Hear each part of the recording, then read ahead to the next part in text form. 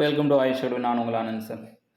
2024-25 unit transfer கலந்தாய்வு அலகு விட்டு அலகு மாறுதலுக்கான கலந்தாய்வு பற்றி ஆசிரியர் சங்கங்கள் கோரிக்கை வச்சுருக்காங்க. இதனால் என்ன விதமான வேக்கன்சி, புதிய நியமனங்கள் எப்போது நடைபெறும் என்ற ஒரு தெளிவு நமக்கு இந்த செய்தியில் கிடைக்கும். இது கன்னித்தீவு நோக்கிய பயணம் பார்ட் 2. கமெண்ட் பாக்ஸில் போடுங்க. இந்த கன்னித்தீவு பயணத்தை ஸ்டார்ட் பண்ணிச்சோம். டிஆர்பி நோக்கிய பயணம் தான். மே 2025 வரை டிஆர்பி என்ற தேர்வு முகமை வழியாக நோட்டிஃபிகேஷன் வாய்ப்புகள் இருக்கா? ஏதாவது ஒரு தேர்வு, பிஜிடிஆர்பி ஏதோ ஒரு தேர்வு வாய்ப்பு இருக்கான்றது நீங்களே பதில் சொல்ல போகிறீங்க இந்த செய்தி பார்த்த பிறகு. 2024-25 யூனிட் டிரான்ஸ்ஃபர் கலந்தாய்வு கோரிக்கை யார் வச்சுருக்காங்க அப்படின்னா, இந்த கலந்தாய்வை உடனடியாக நடத்திட கோரி ஆசிரியர் சங்கத்தோட மாநில துணைத் தலைவர் விஜய் அவர்கள் வலியுறுத்தியிருக்காரு.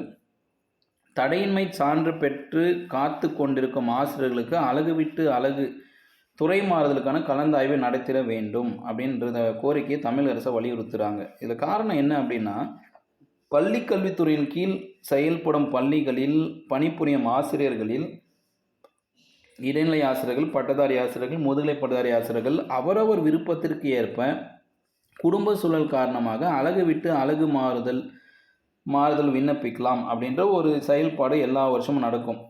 முதல்ல நார்மலாக கலந்தாய்வு நடந்த பிறகு யூனிட் ட்ரான்ஸ்ஃபர் விஷயம் தெரிஞ்சவங்க கமெண்ட்டில் போட்டுங்க. நான் டீட்டெயிலாக சொல்ல விரும்பல, உங்களுக்கே தெரியும்.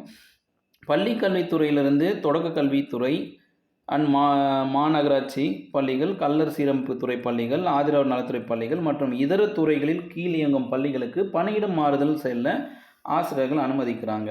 இந்த கலந்தாய்வானது இந்த கல்வியாண்டு, நிகழும் கல்வியாண்டு 2024-25 ஆண்டிற்கான கலந்தாய்வு நடைபெறவில்லை. எனவே மாநில துணைத் தலைவர் என்ன கேட்டிருக்காருன்னா, அலகு விட்டு அலகு துறை மாறுதல் பள்ளி கல்வித்துறை இயக்குனரிடம் தடையின்மை சான்று பெற வேண்டும். அதன்படி பலர் தடையின்மை சான்று பெற்று பல்வேறு மாவட்டங்கள் காத்திருக்காங்க, என்ஓசி வாங்கிட்டாங்க. இப்போ அடுத்து என்னென்னா, இவர்களுக்கு கலந்தாய்வை நடத்த முடிக்க சொல்கிறாங்க. யோசிச்சு பாருங்கள்.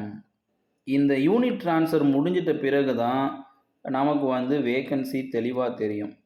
அந்த வேக்கன்சி தெளிவாக தெரிஞ்சால் தான் பள்ளி கல்வித்துறைக்கிட்ட சரண்டர் பண்ணுவாங்க. பள்ளி கல்வித்துறைக்கிட்ட இந்த வேக்கன்சி எல்லாம் வந்தால் தான் நிதி அமைச்சர்கிட்டையும் கல்வித்துறை அமைச்சர்கிட்டையும் போகும். அந்த வேக்கன்சிக்கு அவங்க எவ்வளோ நிதி அப்ரூவல் பண்ணுறாங்களோ அதுக்கேற்ற மாதிரி தான் டிஆர்பி கிட்ட ஆர்டர் வரும். இவ்வளோ வேக்கன்சிக்கு நீங்கள் ஆட்களை தேர்வு செய்து கொடுங்கள் அப்படின்னு சொல்லிட்டு. இப்போது இந்த கலந்தாய்வு நடத்துவதற்கு எவ்வளவு நாட்கள் வாய்ப்பு? இது ஜனவரி மாதம். ஜனவரி பொங்கல்கிட்டேயே வந்துட்டோம். அடுத்து பிப்ரவரி மாதம் ப்ராக்டிக்கல் நடத்தணும் ஸ்கூல்ஸில், 10th 11th 12th. மார்ச் மாதம் public exam. April month paper correction. அப்போது மே மந்த்து தான் இந்த கலந்தாய்வுக்கு வாய்ப்பு இருக்குது. So unit to unit transfer May month கலந்தாய்வு நடத்திய பிறகு வழக்கம் போல் ஜூன் ஜூலையில் அந்த கல்வியாண்டுக்கான ட்ரான்ஸ்ஃபர் அலோவ் பண்ணுவாங்க.